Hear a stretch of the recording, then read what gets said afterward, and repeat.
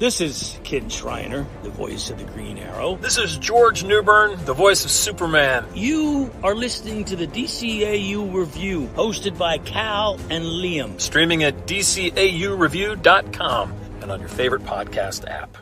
The original Justice League has become a memory. I am resigning from the Justice League. What's going to happen to the League now? We rebuild. From the ashes of that great conflict, a new team has arisen.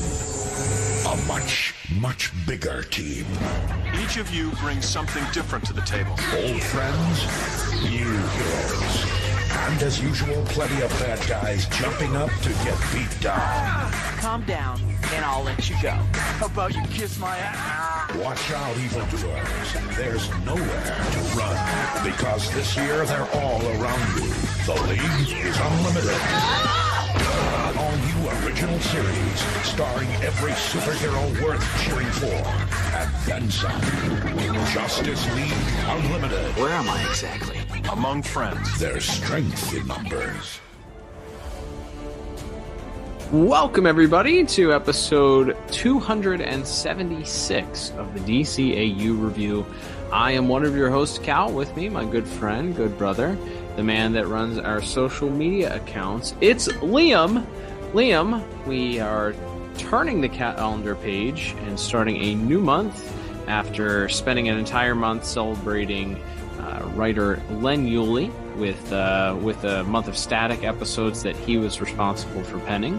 We are turning the page, and we are headed back to talk a little bit about Justice League Unlimited, which ends up being some of our most listened to episodes, most popular amongst listeners. And man, we left things off with a cliffhanger, and we hit the ground running, picking right back up where we left off.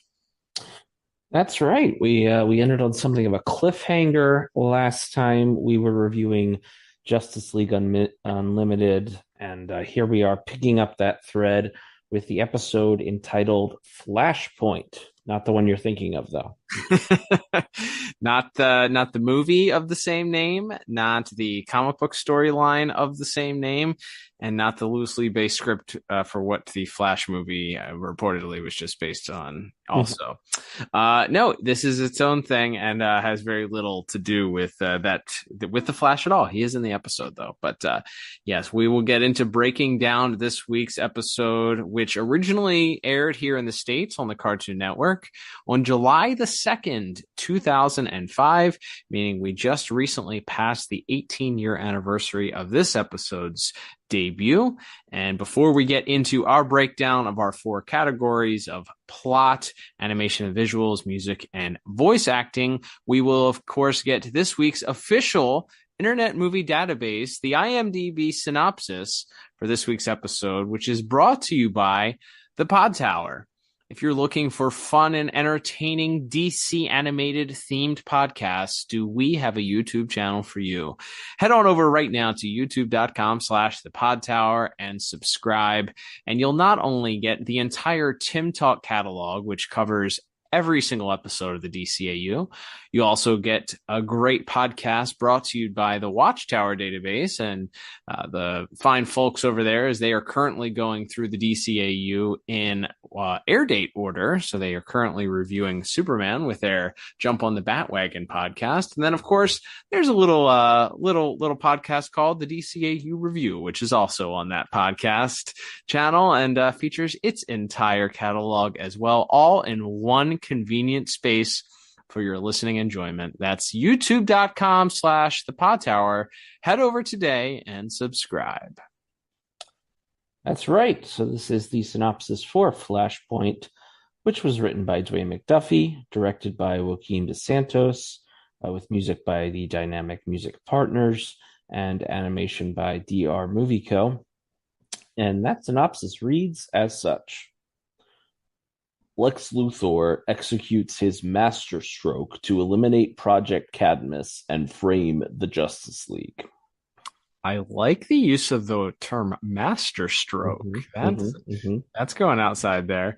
It leaves a little bit to be desired. I think you're left wanting a little bit more, because there is a little bit more in depth there. But I'd give it a solid. I think I'd give it a C plus or a B minus.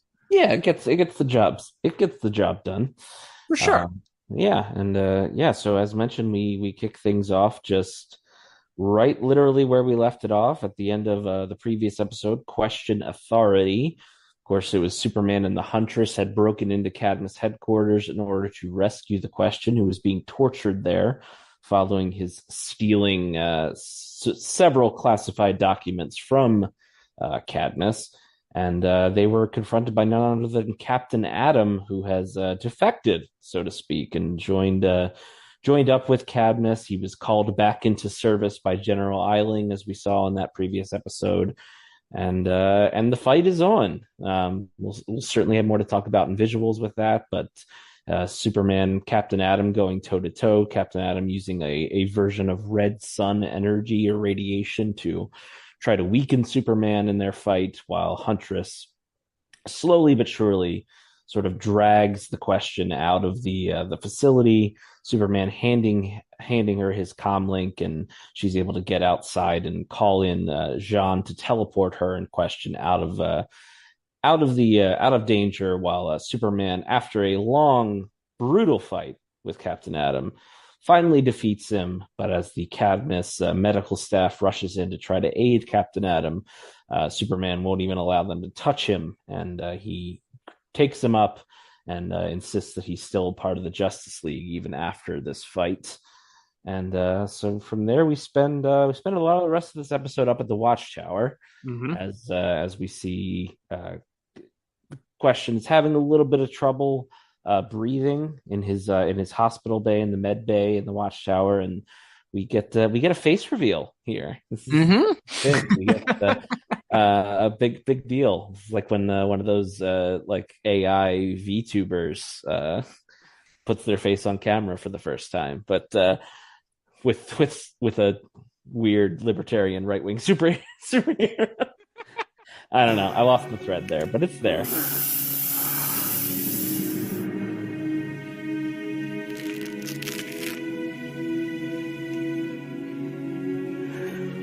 You were right. I am the ugliest guy of all time. Not in my eyes.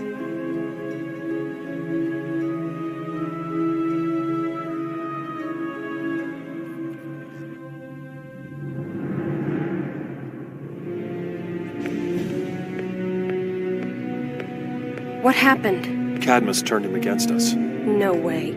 He'd never do that. But he did. And so did Professor Hamilton. Hamilton's working for Cadmus. He's probably the one who cloned me. Why? He was afraid of us. I'm sorry, Kara. Don't be. Just tell me when we're gonna go and shut them down. One stop first. Wait here. What's going on? You got it. But yes, after the aid of his aerosol spray to remove the mask and undye his hair, as we find out, we get Question just completely wrecked, swollen and beaten all to hell, and they do a little callback to the Double Date episode where the Huntress claims that he must cover his face like that because he's the ugliest guy of all time, and he responds that she was right, and she doesn't quite see it that way, and they have a very nice, sweet moment furthering that romance along. And as we see that, we see Supergirl kind of watching over them from outside in the hallway, and it's time for her and Superman to have a little heart to heart, and it's here we get the official stated reveal that I guess it was technically in the previous episode, but that it was in fact Professor Hamilton who stole Kara's DNA and cloned her all those months ago when Galatea first appeared, and that he has joined Cadmus because they're afraid of them. And so Superman heads off to the what do they call the main thing in the Watchtower that John stands at? What is that? Is it like the eagle's nest? Is it? Yeah. I don't know. I don't know. It's kind of like that. It's just like the main watch point. Right. Whatever you call it. The deck. John's is it the deck? The deck, yeah, because it's like a ship, right? Yeah. So yeah, they go to the deck, and Superman, having just experienced all of this, and then reiterating this very emotional and traumatic experience, realizing that one of their closest allies has betrayed them, and perhaps for him more importantly betrayed Kara. He heads to the bridge or the deck or whatever it is, and he wants some answers from Jean on what they should do next. And those questions and answers are hotly debated amongst several different Justice Leaguers, as several are present here. It's also worth mentioning that in the conversation between Superman and the question reminds him that he was there trying to kill Lex Luthor because he was trying to prevent the whole Justice Lord storyline from happening, because Question is under the impression that it is inevitable that that Luthor kills Flash, Superman kills Luthor, and then arms race Armageddon. He's gonna be fine, but he needs his rest. I'll only be a moment. It's okay, Helena. Five minutes. What happened, Question? How did Cadmus get a hold of you? I went to kill Luthor so that you wouldn't be able to. That's not how we do things. How do we do things, Superman? Your counterpart killed Luthor. This Luthor is scheming to enrage you. Doing a pretty good job of it. Ruining your reputation, turning your friends and comrades against you, creating a superpowered arms race. But you cannot succumb. I can shut down Cadmus without killing Luthor. Carry on, then. If you're wrong, it's not like it's the end of the world, right? He does his best also to remind him that Cadmus has continually been bringing out Superman's darker side, so to speak, and being able to get his goat a little bit. So as this conversation and debate is happening between Jean and Superman makes it very clear he wants to act without thinking and head down there and kind of fire a shot back at them, pun intended, as we'll see here, and kind of let them know that the Justice League won't stand for this. Jean makes it very clear that he knows that Superman knows better, because he's not just going and doing it, he's talking about it, and they can't do that. They can't act outside of the law in that way. And this brings in Green Arrow and the Flash to kind of offer their own opinions, because the Green Arrow talks about what their role as superheroes and the people that hold the most power, what their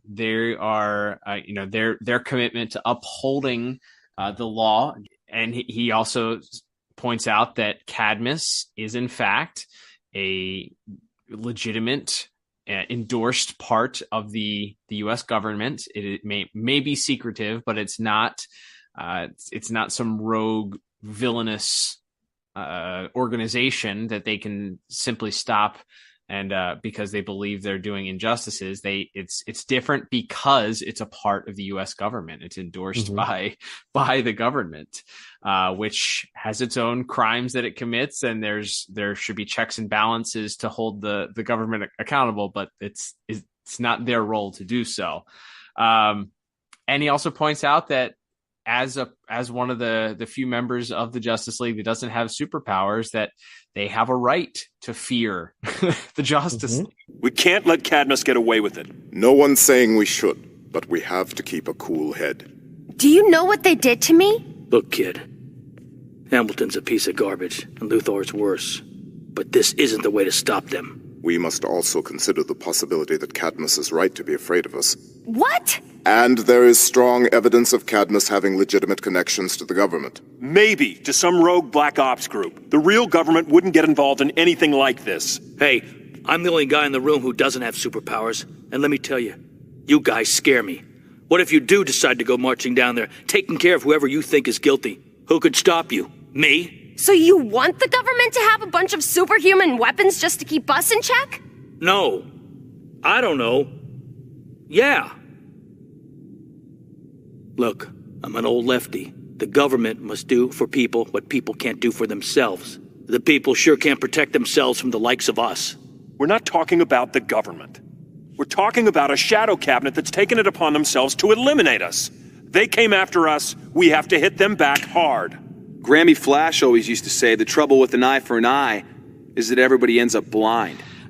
So while all of this is happening, we cut to a very suspicious Lex Luthor who's working on some sort of project in his lab. More to come with that as we talk about in visuals here in a little bit. But he gets a call from Amanda Waller, who is speaking directly to him about the fact that Superman broke out the question, has a lot of information. They were able to get linking Luthor to Cadmus, and that Luthor could soon be implicated with some maybe nefarious type things that he's been involved in. And if he is implicated, that Cadmus won't hesitate to serve him up as a sacrificial lamb, distancing themselves from him. Luthor mentions that he has the pardon from the president, but Waller makes sure that he understands that that only covers past crimes and not new crimes. But Luthor, again, too busy buried in his work, mentions that he has far bigger fish to fry, and has something else. Believes the Justice League will soon be worried about something else. So then we cut back to the Watchtower, back to the bridge, and the Watchtower. Our heroes are still debating kind of what the next steps are. And wouldn't you know it, out of the blue, Luthor, by the way, ended his scene by going to a computer and pressing enter, and a countdown began starting. Before we cut back to the Watchtower, by the way, the Watchtower, as the arguing is continuing, suddenly the lights dim, and the computer announces that the binary fusion cannon is preparing to fire. Well, that would be inconvenient, but I wouldn't worry about the Justice League quite yet. They have problems of their own. Goodbye, Mrs. Waller.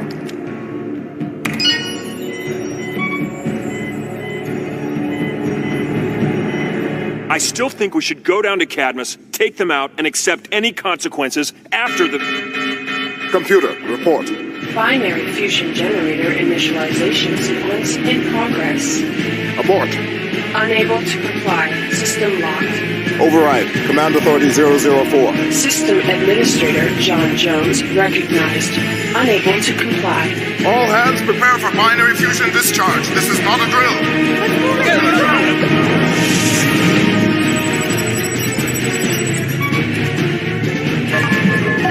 Have to do it the hard way.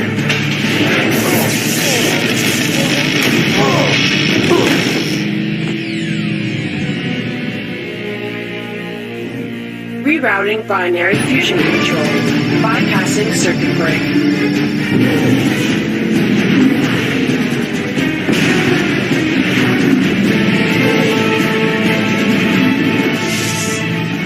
John does his best to try and override it and shut everything down, and even goes in manually and disconnects a whole bunch of wires. Hey, when all else fails, break something, right?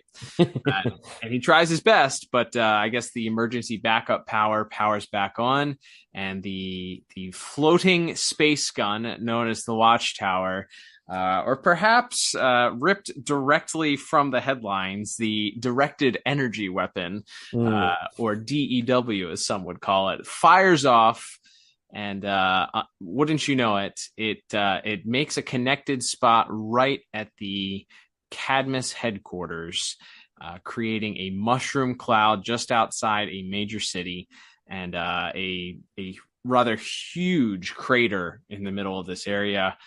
We see the ripple effects happening as buildings begin catching on fire, and there's an earthquake, and things are beginning. Water mains begin to break, and lots of chaos ensues in the aftermath of this weapon firing. And suddenly, the Justice League realize what's happened, realize that they have to get down there to try and help. Superman and the rest of the Justice League begin trying to form a plan. They are trapped for some time because the power is down due to the firing of the weapon, but they immediately begin sending people out and trying to figure out how they can get out, and manually get down there, because their their transportation. What do they call that thing? The beam me up Scotty thing. I think they just say teleporters. Yeah, the teleporters. Yeah. That's I think what it was called in the comics, but they're offline because of the power surge. So they're offline. So they're going to take javelins and go down and try and help the situation. Superman, by the way, did try and prevent the cannon, did everything he could to try and prevent the cannon from firing at the last second, but was actually hit by the cannon himself and had to be rescued by Dr. Light shortly thereafter. But back on the watchtower, the phone rings, and it's from a very specific singular phone, and that's never a good sign in whatever movie or television show you're watching. If it's got its own dedicated handheld line, it's probably very important. And the next call between Jean and the person on the other line is not a friendly one. That's right. We hear from the President of the United States is now a character on this show. Mr. President. Come on. You too, Arrow. Mr. President, I know this looks bad. Is that supposed to be some kind of Martian humor? No, sir. I need some answers, Jean. Why exactly did the Justice League destroy a high-security R&D facility? All appearances to the contrary, the Justice League did not fire the binary fusion weapon. Sure looked that way from down here. It was activated remotely by person or persons unknown. I'd like to believe you, Jean. We've never given you any reason to doubt our words, sir. Even so, I've repeatedly expressed my strongest disapproval of you guys having that space cannon floating over everybody's head. If we'd had it during the Thanagarian invasion, we might have avoided a great deal of suffering. We don't intend to be caught unprepared a second time. I don't want to have this argument again. You're not holding a strong hand right now anyway. My people are investigating this incident. You guys have saved the world more times than I've shot under par, so we give you a lot of slack. But if it turns out you are responsible, the full weight of the United States government is coming down on you. Got it? Understood. Thank you, Mr. President. The ambiguous 43rd, I guess it would have been president. Maybe. Yeah. So he's immediately questioning why exactly the Watchtower's gun was just discharged on this high security facility. And Jean tries to assure him that there's an explanation that they were hijacked by person or persons unknown, and the president sort of acquiesces. He says that he wants to believe them because of how often they've saved the world, but he does bring up the fact that the U.S. government has repeatedly questioned that this gun existing at all, and that it's one of those things. That'll become a theme a little bit later in the episode. But that if the gun had not been there, no one could have fired it, sort of thing. And Jean's comeback is a pretty decent one, and that if they had it during the Thanagarian invasion, that perhaps things could have gone differently. It wouldn't have been such a dire situation then. So they come to a sort of a stalemate, with the president saying that the government will be investigating, and that if anything is untoward in that investigation, that the full weight of the U.S. government will be coming down on the Justice League. And obviously, they right after that, we get a cut to the president and sort of some generic advisors, just all yelling that it's about different things he should or shouldn't be doing. And his phone rings again, and this time it's the first time his phone rang, because he called the other time. But his phone rings, and he realizes that it's a call from none other than Amanda Waller, who informs them that they had after Superman had broken in, they had decided to move the facility so that the Justice League ended up firing on an empty building, and but not for lack of trying. It appears that there were no casualties as a result of this cannon. So the president is still not sure. Amanda Waller is very much ready to take action, wants to strike back. It's funny how we'll get to the parallels at the end here, but just little things that I I didn't pick up on this as a teenager, I guess, when I watched it, what I was seeing here. But very similarly to the conversation we just heard of the Justice League, the good guys have. We are now hearing a very similar conversation between Waller and the president. Waller assuring the president that they need to go. Cadmus is their only option. It's time to go to war, for lack of a better term, with the Justice League.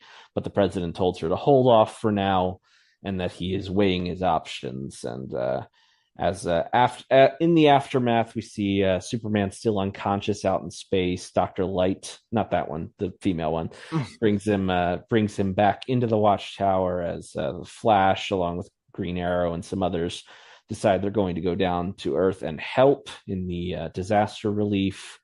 And as they're leaving, it's just clear that things are dire, and the Justice League is scrambling to try to restore everything, as mentioned, and kind of looking over the wreckage as the javelins flying in. Green Arrow once again lamenting the fact that this is their fault to an extent, and the Flash tries to push back on that, but once again that same issue is risen again, that if this weapon didn't exist, no one could have used it. And so they do have some culpability as a result of that. So as they go to the ground, as mentioned, we get a montage of the Justice League helping people and saving people from disasters. Some fun little cameos that we could talk about from Justice Leaguers we probably saw in the background of like the first episode, but I haven't really seen in action yet. Like Booster Gold and Gypsy and Vibe getting some shine here. So some fun little bits here we'll talk about in visuals maybe a little bit more. But in the aftermath of that, we see the Flash run and find there's a child crying because she's lost her cat, and a father's trying to console her. So he finds the cat and brings it to her and shakes the dad's hand and tells her that the dad tells the Flash that they're proud to have these heroes here, and they're so thankful for the help. And the Flash tries to kind of accept that thanks, but then a paramedic sort of speaks up and tells them, kind of reads them the riot act. It's a rotten situation. I'm glad we could lend a hand. If you care so much, why did you shoot at us in the first place? We did. What do you mean? First they shoot at us, then they come help us. It's not that simple, buddy. I heard it was an industrial accident. Are you saying you did shoot at us? Well, I saw it. A big laser beam from the sky, just like the one you guys used to shoot those alien spiders in Nevada a few months ago. It was an accident. Well, that makes me feel a lot better. All right, let's calm down. We'd never do anything to hurt you. You have to trust us. Those ships will move you to a temporary shelter. It's safer. I'll take my chances. I'm not sure what I'm doing here anymore. People need us. We help them. I mean, a lot of this, as we've talked about, is direct parallel to various U.S. foreign policies over the years. But here is civilians in the aftermath of a drone strike. Saying, if you cared so much, why did you shoot at us? Right. If you care, and Green Arrow tries to stick up for the Flash and say it was an accident and it didn't happen, and the civilians sort of all begin to join in and say that, well, look, all we know is that a beam shot out of the sky. We know it came from you guys because it's the same one you used to shoot the spider robots a few months ago, and now you're standing around trying to act like heroes for coming to help. And so it creates this very uncomfortable situation. And Green Arrow is once again sort of left feeling like perhaps he made the wrong decision to stick around as we head to the finale of this sort of middle portion of this final Cadmus arc. That's right. And we get a brief final scene as we cut back to this government facility, and their General Eiling, Amanda Waller, Professor Hamilton, and who's the fourth guy? He's the torture guy from the torture guy. Yeah, the guy that was torturing the Question in the last episode. They're all sitting around a table waiting, hoping that the president is going to call to give them the okay to declare war, or I guess give a final stand down order. And Amanda Waller has no time for this, no time for patience, as she decides she's going to take matters into her own hands. We see her leave the table, walk into another room where it is revealed is a fully healed Galatea is there doing lifts with heavy machinery. And Amanda Waller checks on her to make sure she's full and ready to go. And she says she's more than ready to go on her next mission. And her next mission, per Amanda Waller, is going to be taking on the Justice League, but she's not going to do it alone. She opens up a door, and revealed is an army of the Ultimen.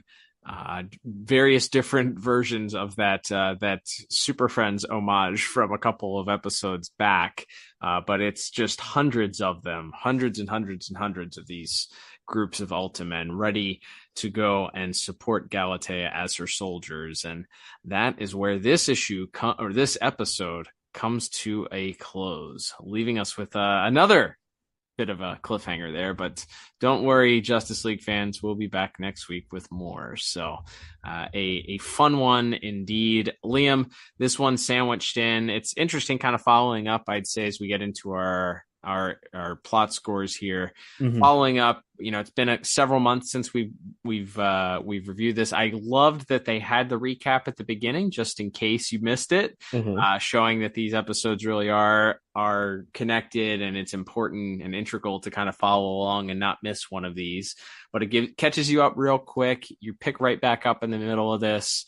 You have an incredible fight happen right at the beginning between Superman and Captain Atom, and it is rough and tumble. I put it, but it's probably not quite as brutal as the Captain Marvel / Shazam and Superman fight. I would say that one maybe slightly more brutal, but this one's pretty rough. Lots of closed fists, lots of hard punches, a big meaty men bumping meat, as they say, right? Just hanging in there, throwing fists, not really holding back. So that's how you kick off the episode. And I think maybe that was done because a lot of the rest of the episode is more dialogue heavy, is more story driven than the rest of the episode.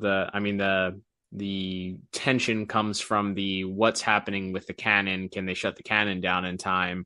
Mm-hmm. And then we get the tensions sort of raise again at the end as we get the reveal of Galatea and her army that's going to go fight the Justice League. But you do have a lot of downbeats in between those spots. So you really kind of have to drive things home with this plot. And as we talked about the last month that we did Justice League Unlimited reviews, these episodes that the late great Dwayne McDuffie wrote stand up today. They're so layered. They're so just entertaining. I don't know how long it's been since I've seen this episode before we watched it today. It's been some time though, but just looking at the different topics and the things that are touched on, and we get the position of Green Arrow as as he calls himself an old lefty, like mm-hmm. his position and opinion of what the government should be and what it does, why that kind of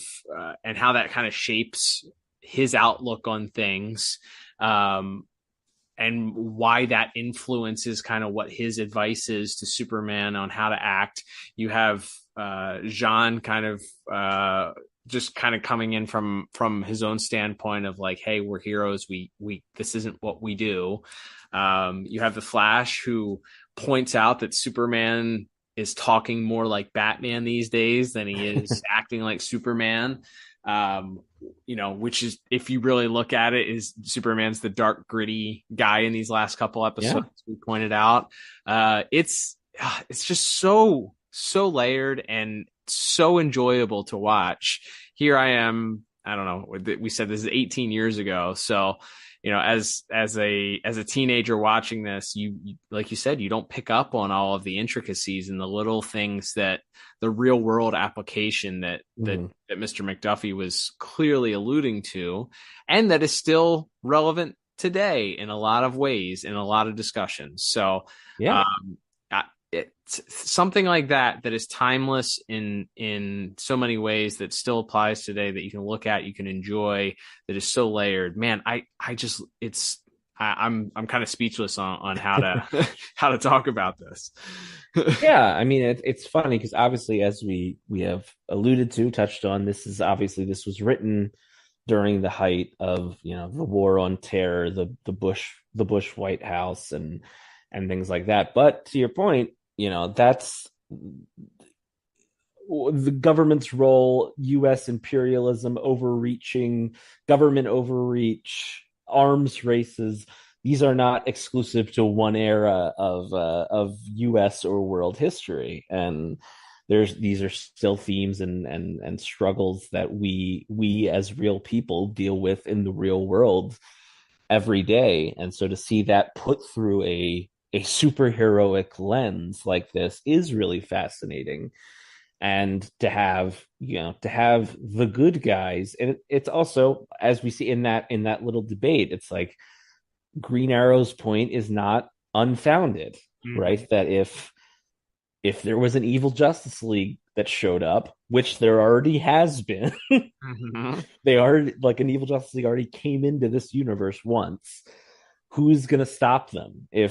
And somebody's got to, right? So, and on the other hand, you have Supergirl in that discussion. She's been literally and figuratively violated by this government agency that's supposed to be protecting people. She wasn't protected.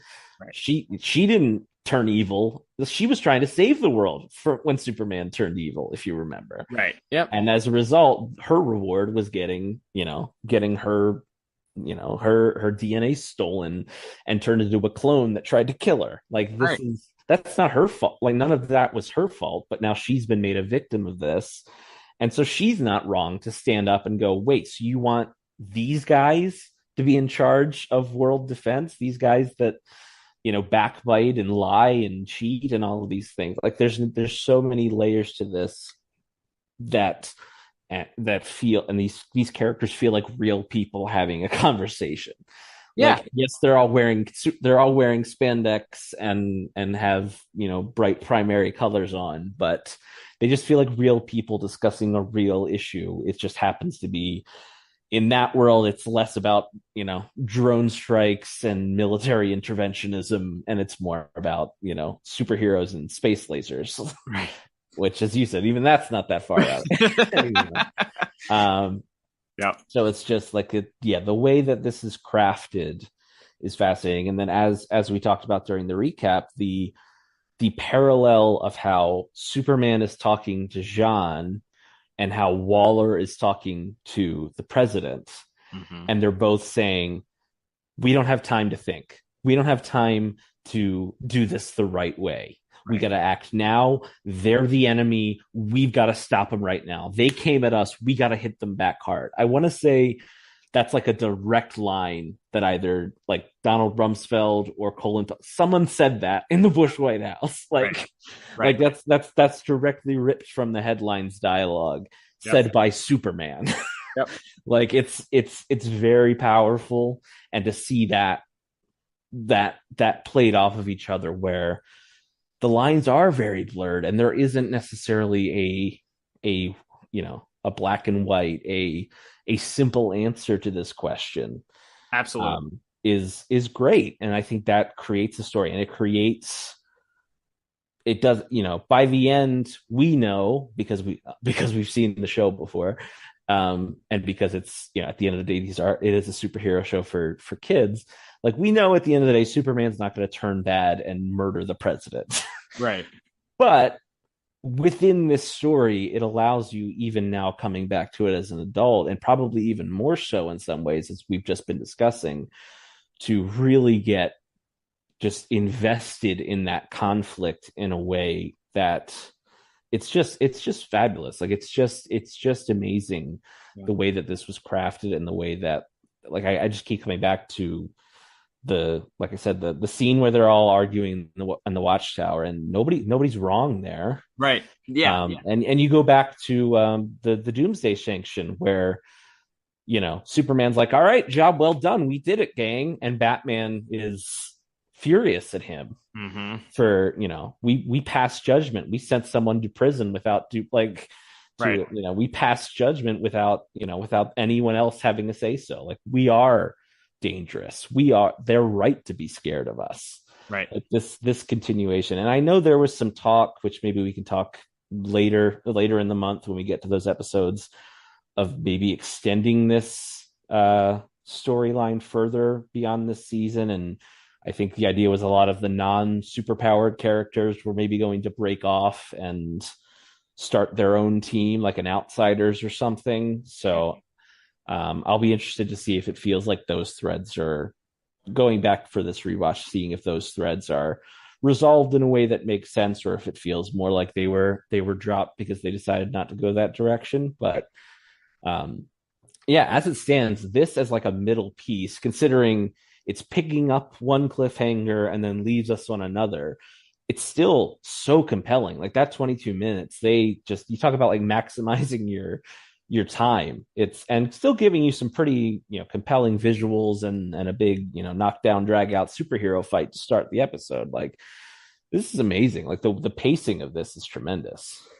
Yeah, I wholeheartedly agree with you. I think the thought that I kept coming back to, as you're kind of talking about describing this, is that it shows the grays of politics and military maneuvers and all of that you have, or opposing sides have, I guess, if you look at this, and both sides looking from their own perspective and thinking why they're right, how they're right, the actions that they have to take, why they have to take them, why they're justified in taking them, who's to blame for forcing the other one's hand. This is all relevant today. It's completely still relevant. So it plays in those grays. It shows you, it kind of holds that mirror back up. And I don't think, in comparison to like the modern day tropes of edgy superheroes or gritty superheroes or whatever, cliche you want to use, I feel like this doesn't, even though Superman is acting like Batman, it doesn't do it in a cliched way. It feels like he has a legitimate motivation in these moments to feel betrayed. He's betrayed by this person, Emil Hamilton, who he thought was his close friend. They're attacking people and kidnapping people on his team, even though that team feels justified for doing so because he's stolen government secrets from them. So they have a justification and they need to know what he knows. And then you have him Superman being so furious over all of this, and the fact that not only did they do this, they recruited or seemingly forced Captain Atom back into active duty so that they could have somebody powerful enough to go up against Superman, to be a threat against Superman. So he's even more furious about that. The fact that he had to he comes to such blows that almost break Captain Atom's containment suit, which may have killed him. So he's forced into this. He feels like he's forced into this battle against Captain Atom that nearly killed his friend or somebody that was on his team. So there's so many different layers. So good. And as you mentioned, like the fact that it doesn't feel, the plot moved along. It doesn't feel like a filler episode. You picked up one thread. You're continuing the thread. You don't have a ton of actual visual fisticuffs in the episode, minus that first opening scene. The rest of it is very dialogue, very story driven as far as the tension is concerned. Tension is literally taken to the next level by people deciding whether or not they're going to go take action and fight somebody else. That's where our tension lies for the episode. It's written so incredibly well. The different scenes of interaction between the different superheroes and kind of the conjecture, as you said, the mirror between that and the government side of things, it's done just so well. I had no choice but to give plot a perfect 10 out of 10 for this episode. Yeah, yeah, same here. Like we said, it's just like I said, considering it's like I just said that it's you fit so much in the middle, keeping in mind that this is sandwiched. This, I mean, the Cadmus arc is obviously longer than these next few episodes, but if you just look at the through line from Question Authority to Divided We Fall, like that's such a it's just this one kind of continuous story. There aren't really any time jumps between that. So the fact that this, like I said, starts cleaning up a cliffhanger from the previous episode, ends with its own cliffhanger, and it's still so compelling and so interesting as a standalone piece is it's amazing. It's amazing. So as we talked about the late great Dwayne McDuffie, just a spectacular writer, spectacular person, especially when it came to injecting these real life themes into these superhero stories. Just phenomenal. All right, Liam, let's move on to our next category, which is going to be animation and visuals. And as you mentioned at the top, DR Movie Co. responsible for our animation for this week, and our direction. The episode was directed by Joaquim Dos Santos. Mm-hmm. Speaking of Mr. Dos Santos, by the way, he's also director of a little film called Across the Spider-Verse that came out this year. No way. Yeah, like one of the lead directors on that project. And I mean, there's hundreds and hundreds of artists and visual effects people that worked on that movie, but he's credited as one of the directors on there. So another guy who cut his teeth in the world of the DCAU and then went on to create entire worlds all his own, and worked on maybe the most spectacular, like from an engineering standpoint, I think from an accomplishment standpoint, maybe the most spectacular animated film I've ever seen. So yeah, just an incredibly talented guy. Yeah, he's done some great things. Obviously, I think maybe most memorably known for his fight sequences, as we'll talk about here. Mm-hmm. According to the DCAU wiki, and they're never wrong, he's earned the nickname Dr. Fight as a colloquialism for him to based on his ability to direct and choreograph some fantastic battle scenes. So this one is no exception, as we see just an incredible knockdown, beat down, drag out fight, as we mentioned. Really brutal, lots of incredible fists being thrown, Superman being thrown head first into a wall. We have Captain Atom, as we said, his containment suit getting nearly damaged so much that it nearly breaks. And Superman, I dubbed it in mixed martial arts. You have the ground and pound, where the guy is up on one guy and the other guy's on his back, and the guy's on top, and he's just beating the tar out of him, draining down fists on him. Superman, I think, is responsible for the wall and pound, as he just jams Captain Atom into a wall, and then they cut to this sequence of him just raining fists down onto Captain Atom's head. Quite a brutal fight between the two of them, and certainly worth mentioning the action that takes place in that scene is, as I said, the rest of the episode isn't without its interesting visuals. It's just this is where we get the main portion of our action for the episode. Absolutely, yeah. That's the big action beat. They're smashing through walls, as you said. They're the bit. It's towards the end of the fight where he takes like a piece of rebar or whatever from the wall and ties it around Captain Atom's hands to try to curb the energy blast, and then Captain Atom responds by does the Dragon Ball Z, right? You like put the hands together and then unleash the energy that way instead, and the fight keeps going for a little bit longer.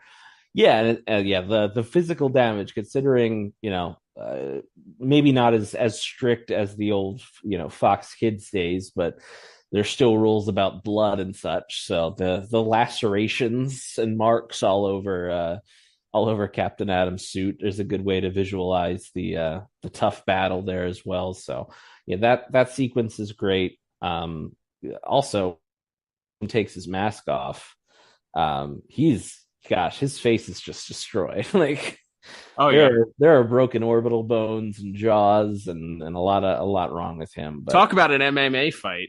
Oh my goodness, yeah, yes, this guy is messed up. But I would be saying, I mean, we already talked about it in the plot, but the visual, like how loving Huntress and Question are in that scene in the hospital bed, yeah, I think is so nice. Like the way that like she grabs his hand, and then the way he kind of like sort of sheepishly looks away when she takes the mask off, and he says, you know, I'm the ugliest guy of all time, and she just kind of looks back at him with a really nice smile on her face. Like, it's just, yeah, like even like the smaller emotional beats of this episode, I think have an extra little flourish in them. And then as mentioned, the other big action, I guess, of the episode is we see, you know, first we see the beam go down and destroy the facility, and the big explosion in the crater. That looks fantastic. And then coming out of I guess what would have been the commercial break, we just see the start of these tremors, and we see, you know, kids at a playground and people walking in the street, you know, somebody eating lunch at a cafe, and then everything starts to rumble, and then the kind of the tremors begin, and the earthquake starts, and buildings begin to crash, and the car alarms are going off. Like, just the chaos of that sequence is really something as well. Yeah, I think the fact that they set it up, because they could have just easily shown you the aftermath, right? The giant crater, the fires, and the car alarms, and you would have understood, you know, what had happened. But to really drive home, again, we're talking, this episode came out just 4 years after, you know, the events of September 11th here in the U.S. And people had seen sort of the juxtaposition of the sunny blue skies of that day that were suddenly disrupted when when planes hit the towers and the buildings ended up falling, and just the chaos that ensued after that. So I feel like maybe some of that was trying to capture that aftermath. And to your point also, you know, the aftermath of when a bomb drops, or when when a city has come under attack in a military conflict. It's kind of giving you that same, hey, things are kind of just ordinary here, we're not expecting anything, and then out of nowhere life is just kind of flipped upside down. So the fact that you had the two mirror opposites of these sequences here, where at the beginning walking dogs and birds chirping and everything like that, and then after the beam hits and all this, the earthquakes happen, and you know, the water mains are breaking, and the streets are coming undone, and bridges are collapsing, and the aftermath is this smoking giant crater in the ground. It really hammers home that idea that, man, these innocent people, their lives are never going to be the same after this. So I felt like that was a good job of capturing that with those visuals. Also, I will say there were, I don't know if it's with DR Movie Co. or maybe whoever was storyboarding this episode, there were some weird choices as far as kind of like low angle shots that were kind of up people's chins and noses. We got a couple of those with Superman at times. And Martian Manhunter looked a little off model at times. So I did take a point or two off for that. People looking a little bit off model. And kind of out of the ordinary. It was a little bit distracting, especially when you don't have a lot of visual action to kind of fill in the gaps here, when it is a lot of standing around and talking. And even some of the way that, like, when Green Arrow's giving his speech on the Watchtower, he's kind of like it almost looks like he's not making eye contact with the rest of the group. He's kind of like looking down. And I don't know if that was to communicate like a sort of shame and the responsibility that they have as the league, or, you know, because it didn't feel like he should be shy in that moment. He's speaking up, like he's making his opinion known as one of the few members that doesn't have superpowers to share his opinion and thought. Not only that, but his opinion on what the role of the government should be and why they need to make sure that they're keeping the superheroes in check and all of this. So I don't know if that was intentional, if it was just a weird storyboarding choice, but it kind of didn't feel like it fit what that character's speech was going for in that moment. So I felt, again, nitpicking a little bit here, but running through a couple of highlights that I did like. I love, of course, we know now, with the benefit of hindsight, what Lex Luthor is working on in that one scene. But there is a little Easter egg. If you look, did you catch the Easter egg? I don't know if I did. On the side of the machine that he's working on is the very familiar 3-dotted symbol. It's not connected, but it is the Brainiac symbol on the side of it. The dots are not connected, but they're in that 3-dot V shape or triangle shape, if you will. I missed that completely.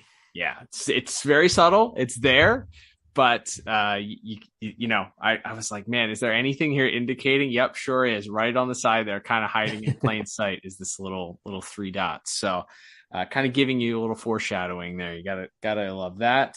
The return of the Justice League spacesuits also. We hadn't seen those for a while. The classic Justice League spacesuits, I should say, not the newfangled ones that they did for the return. That's right. The Mazo. These are the gold and silver standard issue spacesuits, I guess. It's cool that they broke those back out. I like seeing that. And there was also one final subtle moment.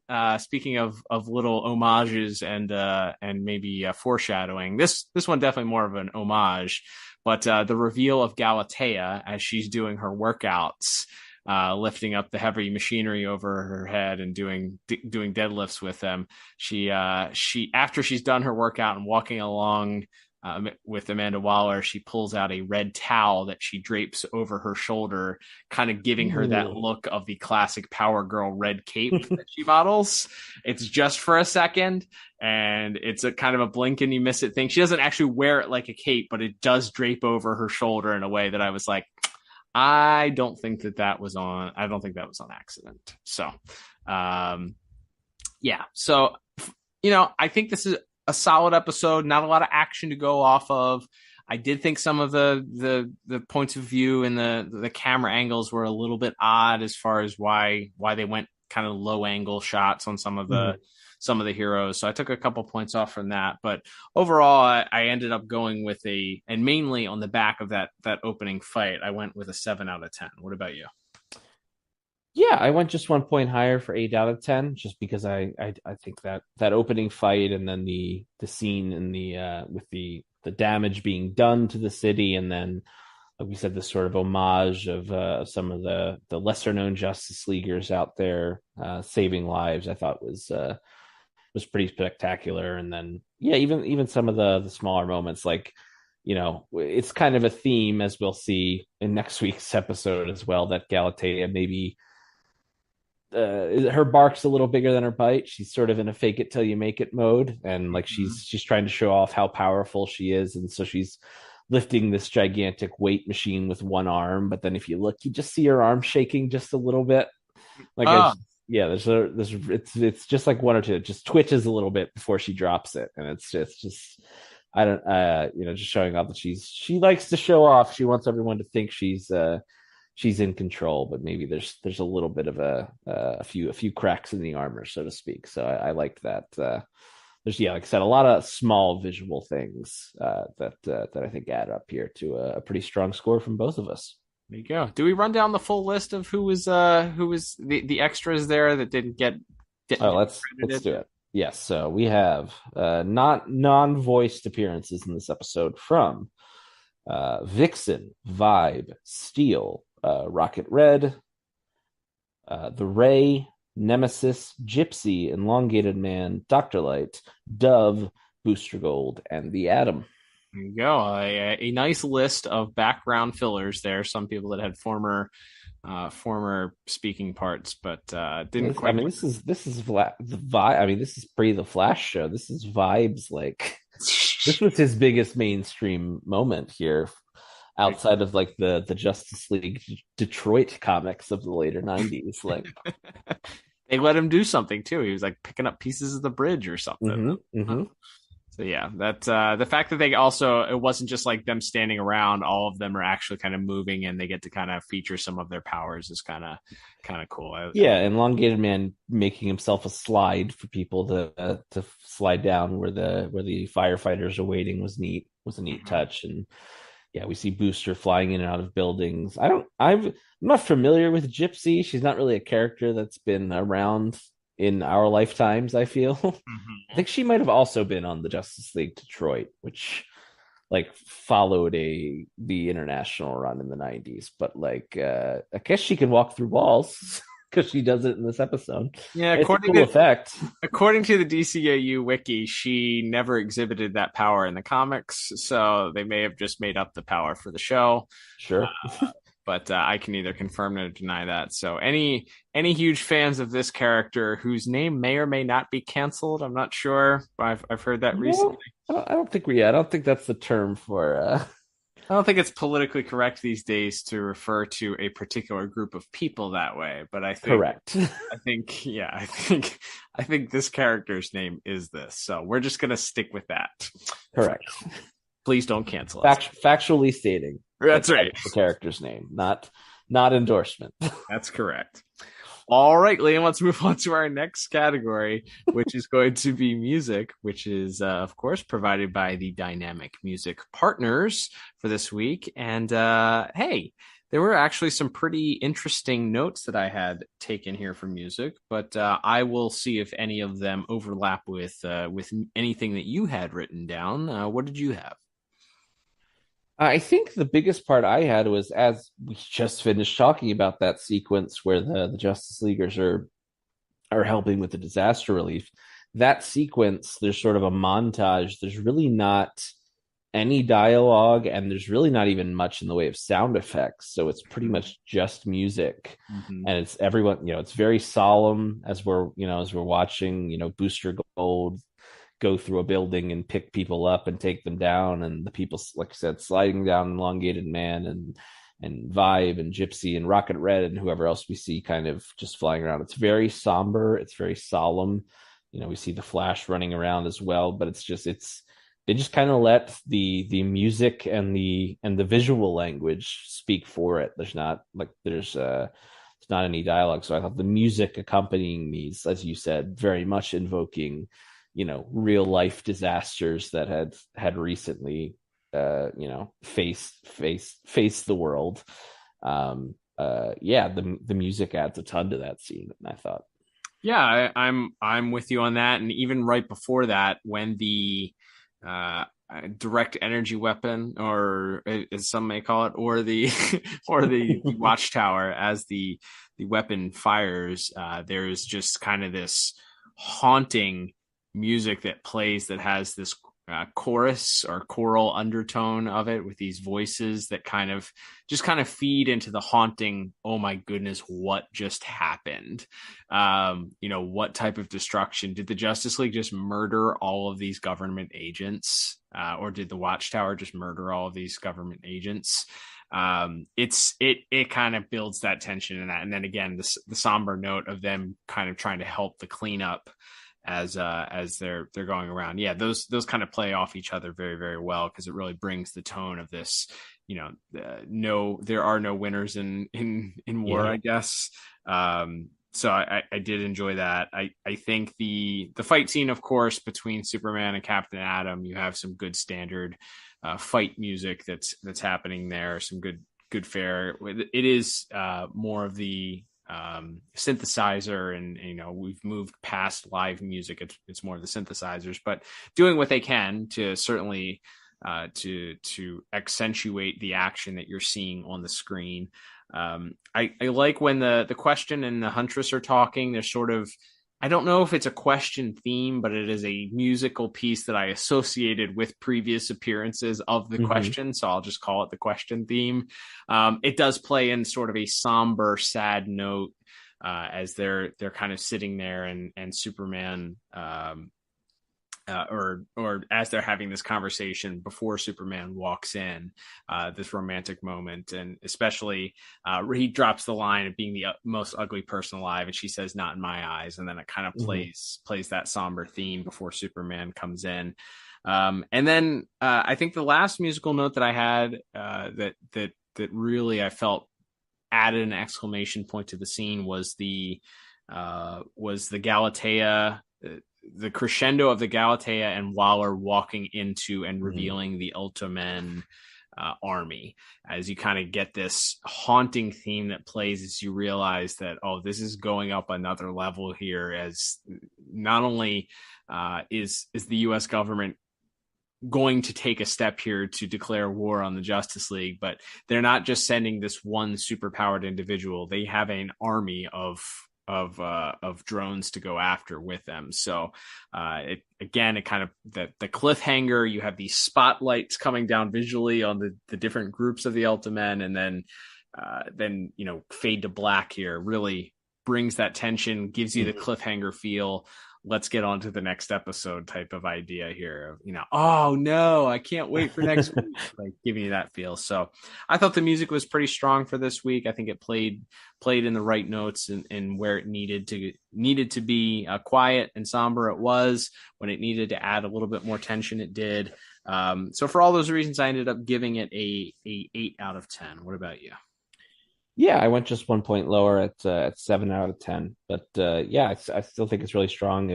I think you touched on it, but yeah, there's the moment where the countdown starts, the computer raises out of the ground, and the countdown for the laser blast is about to start.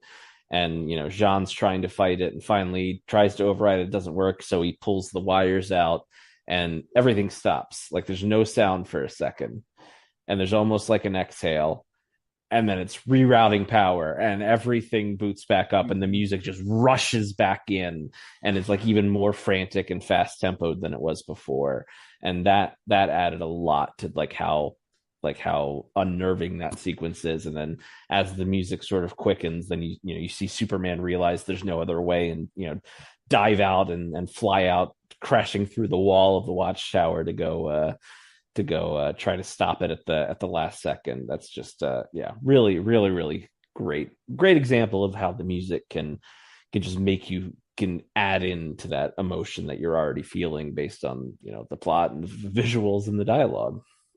All right, Liam, let's move on to our final category of the day, which is going to be our voice actors. We have I guess a medium-sized cast to talk about today. A lot of series regulars here, not too many listed here on the special guest list, but some really, really important, heavy dialogue driven, as we talked about. A lot of dialogue, a lot of intense moments, a lot of important conversations happening here. So that means a lot of the weight went on our voice cast. So let's break down their performances for this week. Yeah, so really our only guest star or guest star we hadn't heard from before is Robert Forster as the president. Folks would know him from things like Jackie Brown. He has a big role in that. And then he's the guy that helps people disappear on Breaking Bad. He's like the hardware store owner that he has a very memorable, like he's only in 1 or 2 episodes, but it's very memorable for that series towards the end of that. No longer with us, unfortunately, passed away a few years ago. But another character actor that you saw him, you'd know him, and he has a pretty recognizable voice too. But great gravitas as the president of a TV show president. Like if we didn't mention it, like so much of this feels like if they weren't in superhero costumes, this is like an episode of The West Wing or something. Like it's very like. It's so dripping with that like dramatic tension and all the dialogue. It feels very like Aaron Sorkin, network television drama, political drama. Like it's absolutely, and he's good in that way. And then we have, of course, our more frequent guest cast. We have Ken Schreiner as the Green Arrow. I'm just going to run them down fast, and then we can kind of talk about what stands out to us. Ken Schreiner is the Green Arrow, Nicole Tom is Supergirl, Jeffrey Combs as the Question, Amy Acker as Huntress, Chris Cox as Captain Atom, and then our main original Justice Leaguers, we have 3 this week. We, of course, have Carl Lumbly as Martian Manhunter, Michael Rosenbaum as the Flash, and finally, George Newbern as Superman. So this, as you said, other than our opening fight scene, this is a lot of dialogue, a lot of it falling on the shoulders of George Newbern, Ken Schreiner, Carl Lumbly, and of course, CCH Pounder as Amanda Waller, maybe being the heaviest lifters, but some big moments for, I think, Nicole Thomas Supergirl as well. Like, it's just a really well-rounded, again, we talked about them maximizing their minutes from a plot standpoint. I feel like everybody who talks in this episode has something important to say, if that makes sense. No, you're absolutely right. I mean, even breaking down as some of the smaller pieces, the Michael Rosenbaum is the Flash. He has that one line talking to Superman about how he's acting like Batman. Like, that's a very memorable line. He doesn't have a ton to say. He also has the responsibility of trying to like defend the Justice League and try and prove to these people that they're not the bad guys. You have the great Ken Schreiner, who's, again, has this little kind of tiny speech that he gives about being his political stance and why he believes that the government has the right to do what they're doing. And, but then also has this kind of like this other downer moment where he's kind of put in the middle of this argument between the citizens and the superheroes, where he kind of doesn't even realize what he's doing there anymore, as he says. So yeah, there's some emotional beats that these characters are called upon to do, even in these brief little dialogue bits that they have, that I feel like they knock out of the park. And then you have the bigger conversations. You have, Superman and the Question having this heart to heart where, Jeffrey Combs has to deliver these lines talking about, again, reiterating this idea that he believes that Superman ultimately has it in him to kill, to kill Lex Luthor. Superman doing his best to try and paint himself as the hero that would never do that. But again, the Question really not believing that this is inevitable. And I love the little line that he throws out at the end. It's, what's the difference? It's not like it's the end of the world. Am I right? He just he so coldly and callously says that to Superman as he's leaving, delivered with just perfect essence there. And you mentioned the Mr. Combs with Miss Acker as the Huntress, their continued, love story, kind of blossoming romance type of relationship there really felt warm. George Newbern playing off Carl Lumbly's Jean Jones, as he's furious, and Jean kind of has to play, bring him down to metaphorical earth in this case here. Like, hey, like we can't be up here. We can't act on our emotions. We have to be calm, cool, and collected, which of course every line that Carl Lumbly gave as Jean seemed to come off as that gentle, calm, peaceful character. So there's a lot of stuff. And then you have CCH Pounder working with Clancy Brown, and her lack of patience and her kind of seeing an opening here to kind of move forward with what she believes is as getting rid of this threat that she sees in the superheroes, and moving forward to eliminate the Justice League. Has that sinister beat to it, but also the bit of fear that she has in her voice when she's explaining to the president. It's all fantastic. I think everybody did a great job. And not last but not least, Nicole Tom as Supergirl, going through and kind of giving her opinion of what it feels like when she realizes that Emil Hamilton betrayed her. All of that done incredibly well. I didn't find anybody bad, wrong. I thought everybody was phenomenal this week, which is why I ended up giving voice acting also a perfect 10 out of 10. Yeah, same score for me. It's hard to argue with when you laid it out there. Yeah, again, like you said, even the smaller players, Michael Rosenbaum hitting that line at the end after Superman's hit his line about they came at us and we got to hit them back hard, and and he kind of throws out the old cliche of, the trouble with an eye for an eye is everybody ends up blind. Like, but it's such a perfect way to kind of cut through this sort of very macho reactionary talk that everybody has that in that episode. And him and Green Arrow in different ways sort of being the voices of reason among this very sort of frustrated Superman. And Carl Lumbly, man, he's so, like, Jean is, and they kind of make that a storyline in the last season of Justice League, that he's kind of intentionally put himself on the back burner. But that scene where the president calls him, he's so good in that.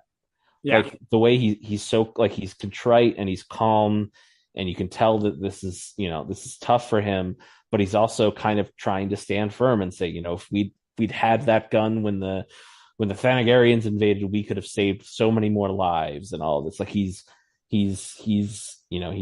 sorry, but he's firm, and just he should have won an Emmy for Falcon and Winter Soldier. They nominated Don Cheadle for some reason, even though he was in one scene of that show. Anyway, I'm not over it. Yep, that's okay. But he's spectacular in this episode. This is a place for your soapbox to live. Don't worry. This is a place where I think it's safe for me to say that Carl Lumbly is a spectacular actor, and deserves his flowers. Absolutely, right. You're absolutely right. And we have some more episodes coming up here where we will be able to sing more of his praises, and we'll take every opportunity that we get to do so, as we do with almost everybody here in the cast. So a reflected in both of our scores, another home run here from voice cast, our voice caster, Andrea Romano, with just knowing the right direction to give to people, and then pulling the talent out of the immense talent that all these people had to begin with. So way to go, everybody. Absolutely. All right, Liam, let's total up our scores now that we're wrapping the episode up. And I think we'll end up probably either the same or in the neighborhood of each other, as we are often want to do. But totaling up all of my scores, I end up with a 35 out of 40. What about you? Yep, I end up with the exact same score, even though I don't think we perfectly agreed in every category. We were +1 or -1 in a couple, but that ends up with the final score. So this one does just leave itself just barely outside of the top pick section, but which we give to all of our 36 or higher episodes. But suffice to say, like we said, this is such a linchpin episode for this entire arc, but really especially for this 4-part finale of Question Authority through Divided We Fall. Well, really the finale is for this season is epilogue, but we'll that's the final episode ever of this podcast, by the way. So that's not one we'll be getting to anytime soon. So this one through Divided We Fall is such a connected story. So this is an obvious double thumbs up, because as we've just been talking about for the last hour, not only is it a great episode as far as moving the plot along, getting us from point A to point B, but doing it in just a spectacular and fascinating way. Absolutely. Yeah. I mean, you can't, it's undeniable. It's a must watch. It's integral to the DCAU. It's integral to this show. It's integral to those four parts. You can't skip this one. So, and it's just a really good episode. So yeah, it's 2 thumbs up. If I had an extra thumb, I would give it up also. But alas, I do not. All right, Liam, let's begin to wrap things up here. Thank you, everybody, for tuning in. Don't forget, if you would like to support the podcast, you have a myriad of different ways to do so. We will run through those very quickly. You can, of course, support us by following us on social media at DCAU Review. We are on all major social media platforms. The normal ones: Instagram, formerly known as Twitter, now X, and a couple of other ones as well. So find us on there at DCAU Review. You can also support the podcast by subscribing to us on your favorite podcast app. If it's a traditional podcast app like Apple Podcasts or Spotify, leave us a 5-star review. If you do listen on Apple Podcasts and you can leave a little blurb about what you like about the podcast, please do so. And if you do, take a screenshot of it, send it to us in our DMs, and we'll be sure to thank you, give you a shout out, and I might have a little special gift to send you as well. You can also support the podcast monetarily if you'd like to. There's links in the show notes. One way is to subscribe to the podcast monthly with a monthly donation. We have some listeners that do that we're incredibly thankful for, that buy me and Liam coffee every single month. So we're incredibly thankful for that. Mm-hmm. And also buy a piece of merchandise if you'd like to. There's a link to the store there to buy a shirt or a mug or a hat or something, a sticker, get something to support and rock DCAU Review. We appreciate that. Liam, we are continuing here. Oh, last way, of course, we mentioned at the top, you can, of course, subscribe to us on the Pod Tower on YouTube. Do that, and you get some great content from other DCAU content creators. Liam, we are continuing here in our month of Justice League reviews, and I have a feeling I know where we're going next, but just in case you're not quite sure, what episode will we be reviewing next week?